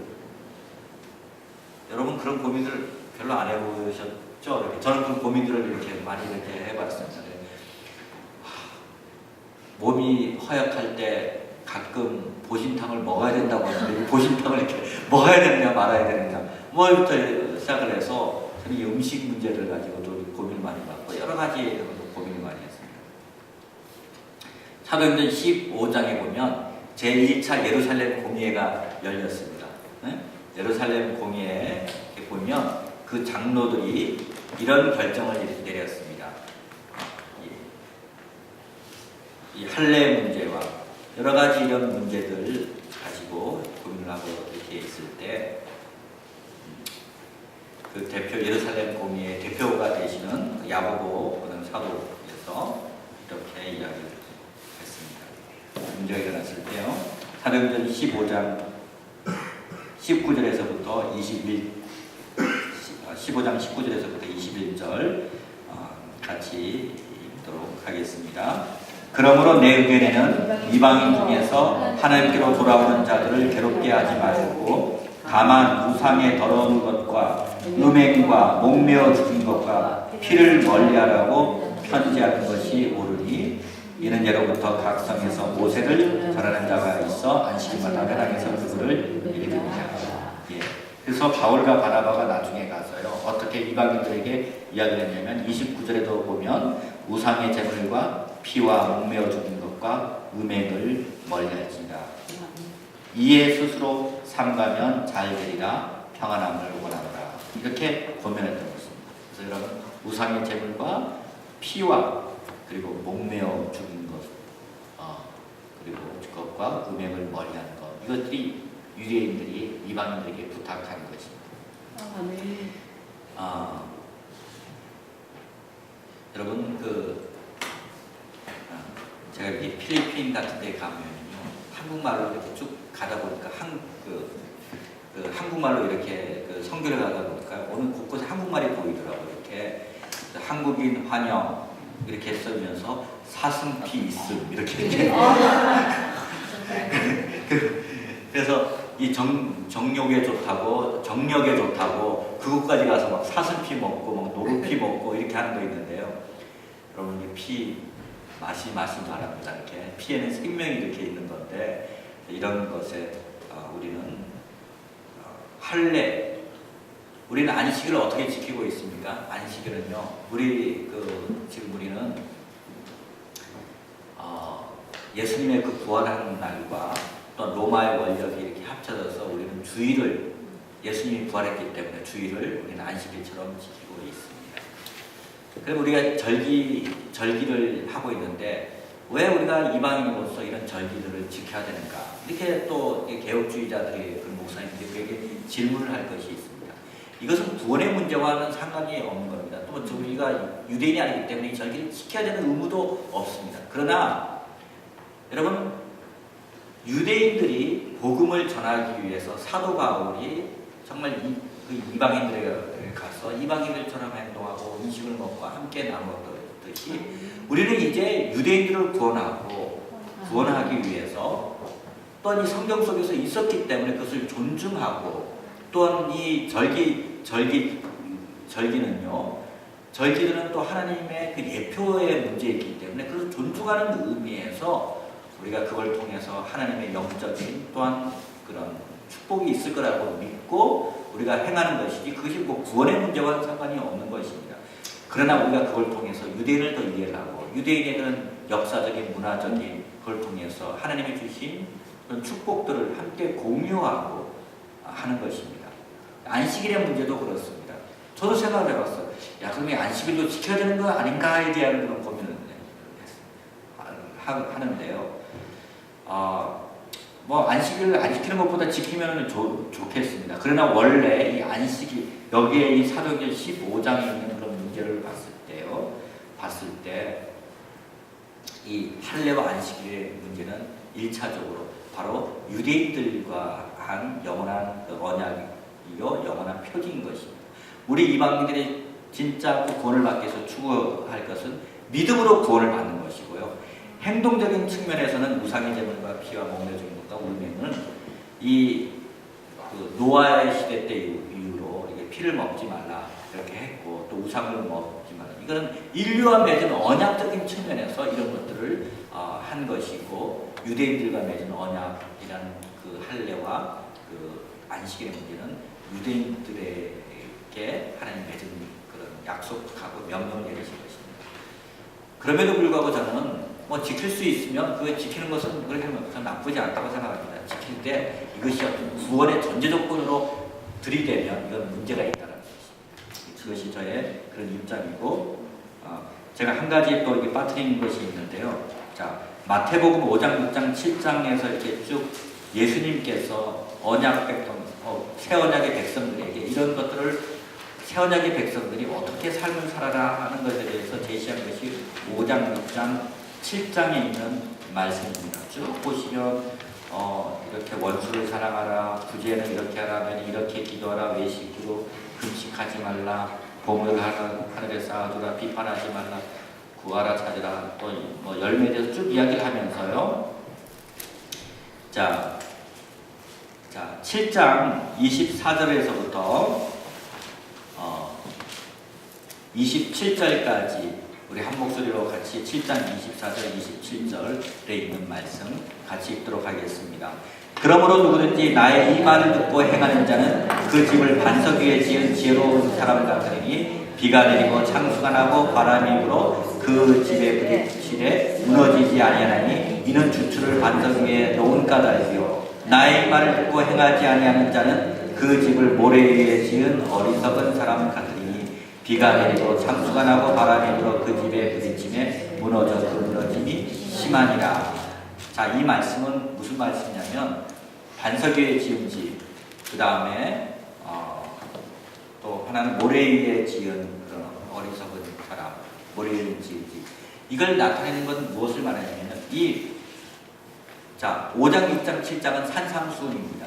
신명기 28장은 이스라엘의 제2세대들에게 축복과 저주의 말을 하는 것이 있고요. 레위기 26장에도 그런 동일한 말씀들이 있습니다. 이것은 새 언약의 백성들이 만약에 주님이 주신 이 언약의 말씀을 지킬 때 그 지키면 축복이 어떤 축복이냐면 반석 위에 지은 집처럼 인생이 견고해질 거라고 말씀하는 축복의 말씀이고요. 만약에 이 말씀대로 살지 않으면 어떻게 되냐면 모래 위에 지은 집처럼 사상누각이 될 것이다. 그러므로 너희들은 이 말씀대로 지켜 살아라. 성령의 그 충만함으로 성령의 인도하심으로 성령이 지킬 수 있는 능력으로 이렇게 삶을 살아라고 제시하시는 말씀이고 축복과 저주 신명기 28장과 같은 말씀이 바로 이 말씀이다. 신약에 있어서의 신명기 28장이 아까 저희들이 읽은 말씀이다. 이렇게 기억하시길 바랍니다. 아시겠죠? 예. 자, 그러면 이제 마지막 그 시간에 인간의 타락과 회복에 여러분 그림들을 좀 이렇게 보겠는데요. 여러분 그 도표를 이렇게 자, 여러분 이게 보시면요. 자, 인간의 타락과 회복. 자, 에덴 동산에서 이제 인간이 에덴 동산에서 타락을 했습니다. 타락을 하고 이제 홍수가 나면서 인간의 그 수명이 900세 이상, 보통 이게 살던 그런 장수의 상실이 이때부터 되었습니다.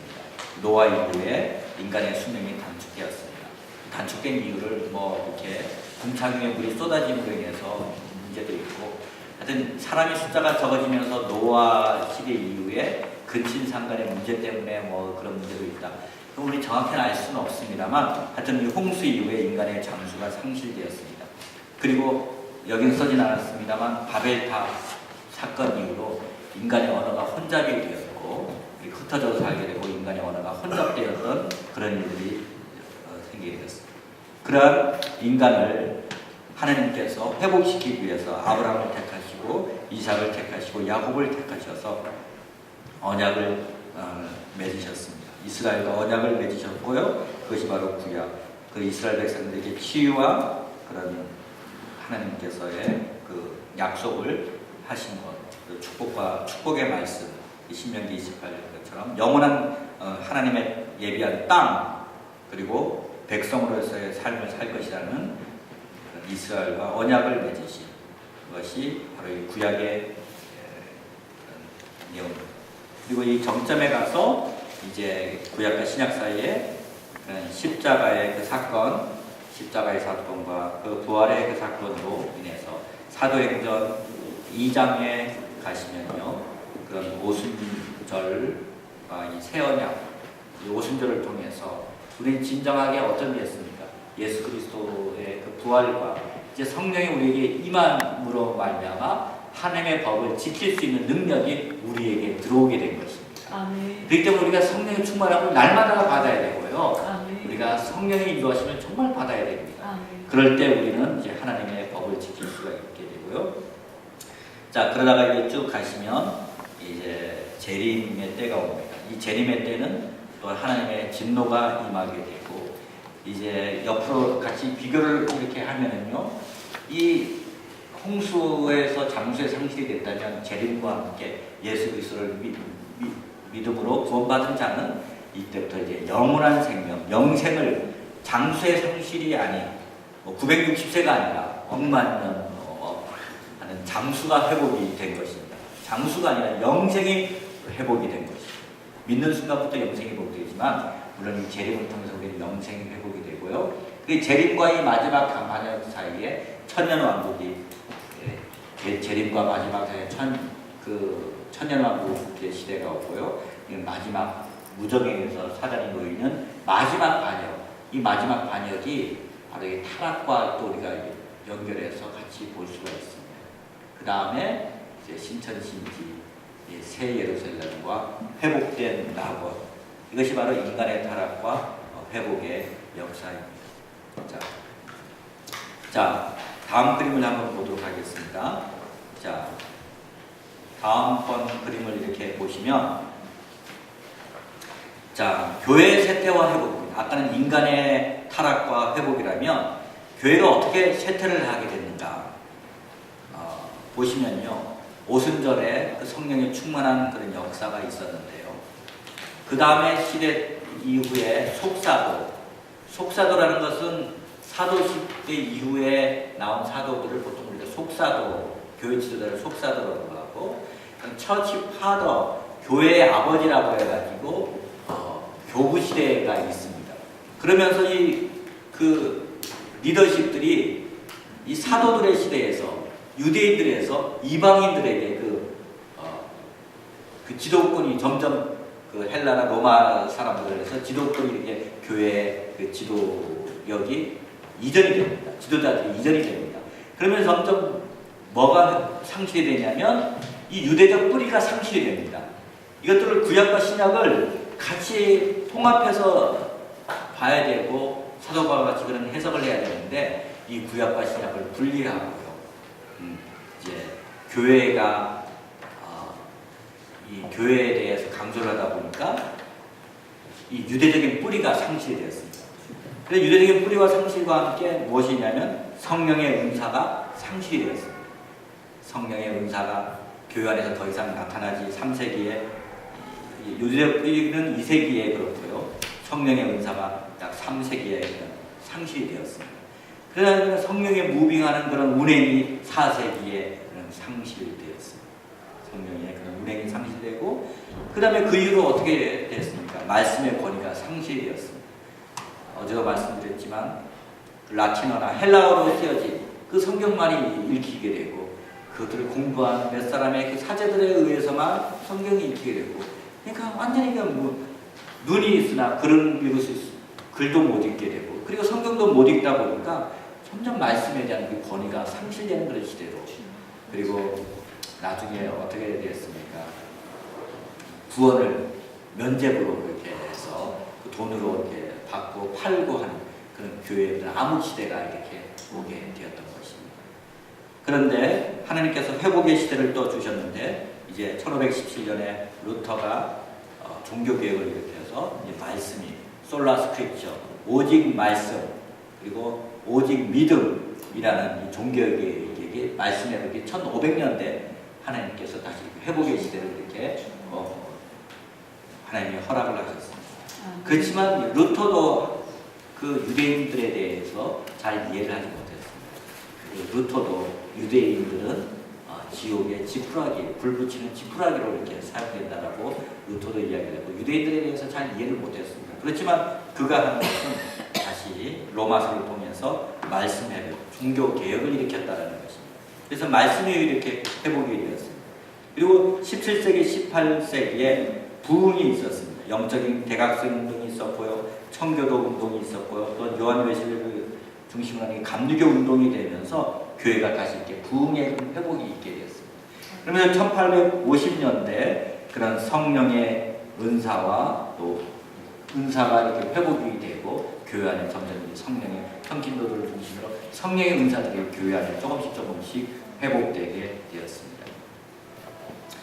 그 다음에 이제 유대적 뿌리가 20세기 초부터 20세기 초, 19세기 말 1898년에서부터 2000년도 초부터 유대적인 뿌리의 회복들이 조금씩 일어나게 되었습니다. 그래서 3페이지 한번 보시기 바랍니다. 제가 드리는 3페이지. 자, 1898년 스위스 바젤에서 시온주의 연합회의를 개최하면서 데오도로 헤르프라는 사람이 내가 유대 이스라엘 다시 복구했다 이렇게 선포를 했습니다. 그런데 근데 50년이 지난 후 동일한 시간에 1948년에 이스라엘 분리가 했습니다. 이 당시 1898년이 시온주의 운동이 일어났을 때였습니다. 이 시오니즘이라는 것은 또는 시온주의라는 것은 뭐냐면 팔레스타인 지역의 유대인 국가를 건설하는 것이 목적인 민족주의 운동입니다. 이스라엘 사람들이 그들의 땅으로 돌아가는 시기와 거의 조금씩 돌아가는 시기와 일치를 하였습니다. 그런데 여러분 우리가 여기서 알아야 될 것은요. 이러한 운동들이 일어나는 것과 함께요. 이스라엘 민족에게 자연적인 그리고 역사적인 어떤 현상들이 일어날 때 여기 그 다음에 표시를 하는 영적으로는 교회에 축복이 찾아왔다. 거기에 마크를 해놓으시고 한번 쭉 선을 긋고 영적으로는 교회에 축복이 찾아왔다는 것입니다. 그래서 1904년에 웨일즈 부흥운동이 있었고요. 1905년 인도 카시아의 부흥운동이 있었고요. 1906년에 미국 아주사 거리에 부흥이 있었습니다. 막 길을 가다가도 사람이 방언이 터지고 꼬꾸라지고 하나님의 성령이 그 길을 아주사 거리는 걸을 수도 이렇게 없었습니다.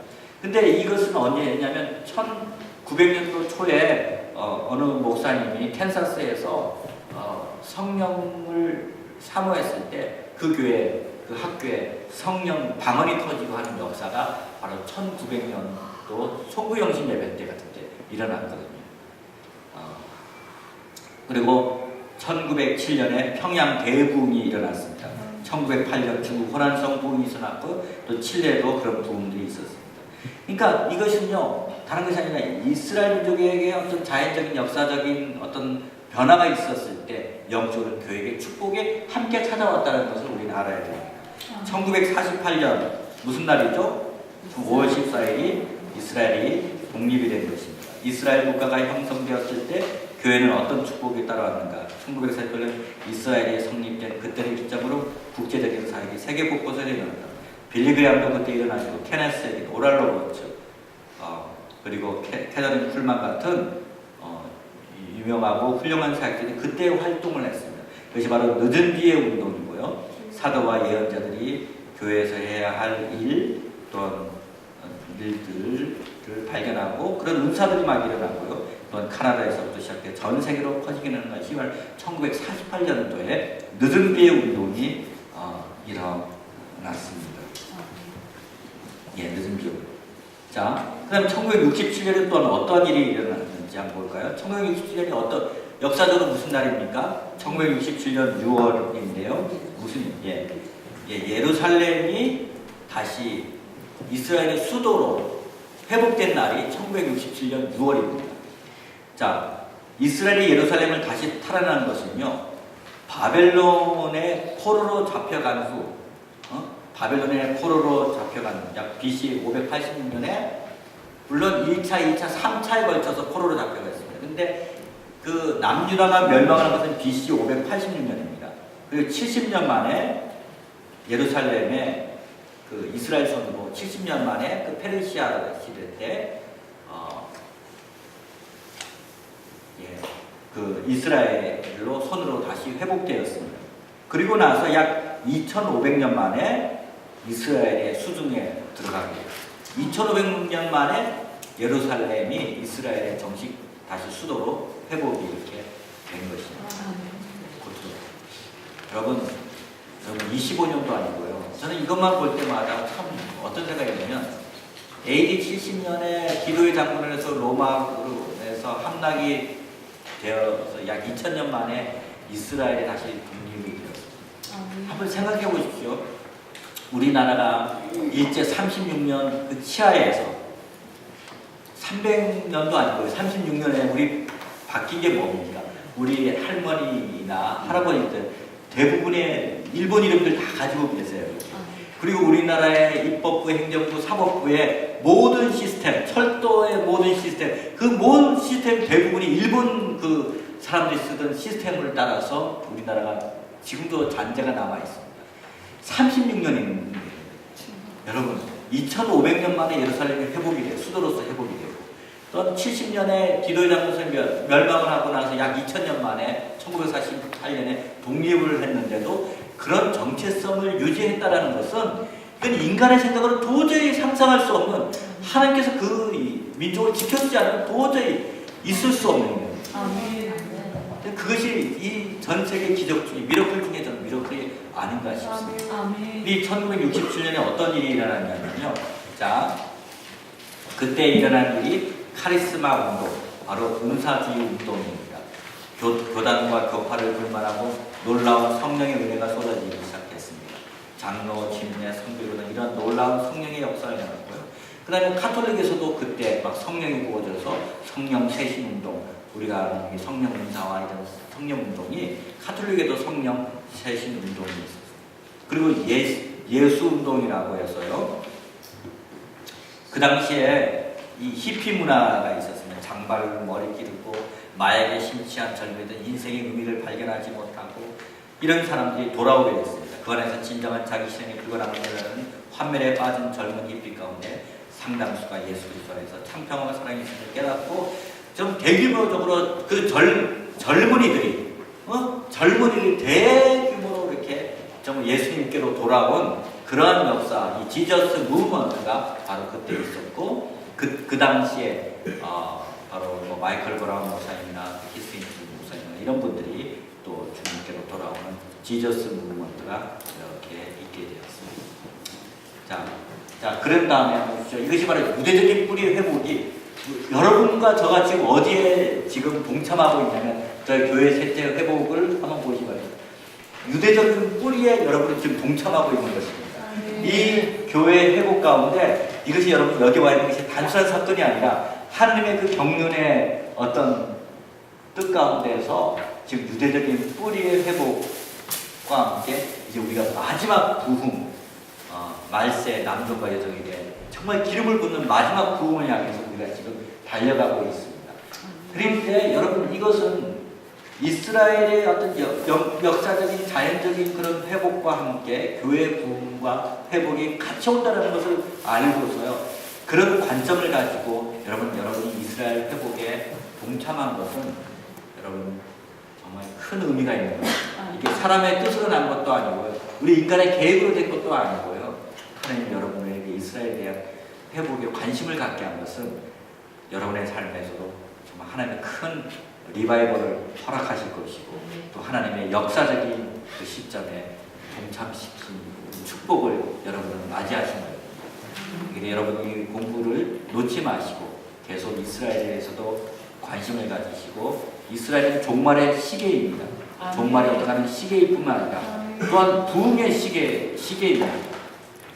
이런 관점을 잘 가지시고 계속 이스라엘의 회복을 위해서 기도하시고 또 이스라엘을 잘 아는 것은 또 성경을 정확하게 이해하는 것이죠. 성경을 잘 아는 사람은 이스라엘을 정확하게 이해하는 사람입니다. 자, 이런 자료를 가지시고 혹시 또 주변에 있는 분들과 함께 나누시기를 바라고요. 강의를 이것으로 마치겠습니다. 뭐 질문이 있으면 질문하시고 없으시면 그냥 마무리하고 개인으로 질문하시고 좋습니다. 예.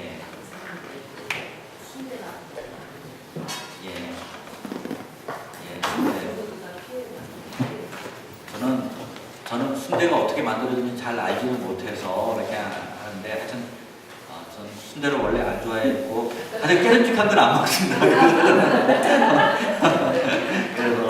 그래서 뭐 그 선짓국 같은 그 해장국에 있는 선짓 있는 거 그 피 덩어리 아니라 이렇게 그래서 저는 되도록이면 뭐 믿음으로 드실 분은 드시기는 드시는데 깨름직한 거는 제가 사도행전 15장을 보면 이런 거는 제가 그 보고서는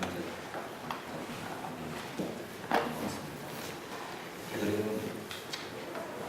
여러분 그 레이기에서 먹지 말라는 음식을 왜 먹지 말라 했을까? 제가 유대인이자 불리에 해석한 번역한 책도 있는데요. 하나님 여러 가지 이유가 있는데요. 하나님 이런 이유 때문에 먹지 말라라고 하셨을 것이다 라고 하는데요. 하나님의 입장 때문에 그걸 말씀하신 것이 아니고요. 우리들의 입장을 생각하신 말씀입니다. 예를 들어서 미꾸라지 같은 경우는요. 그 바다에 떠다니는 죽은 생물들을 먹고 자라는 거거든요.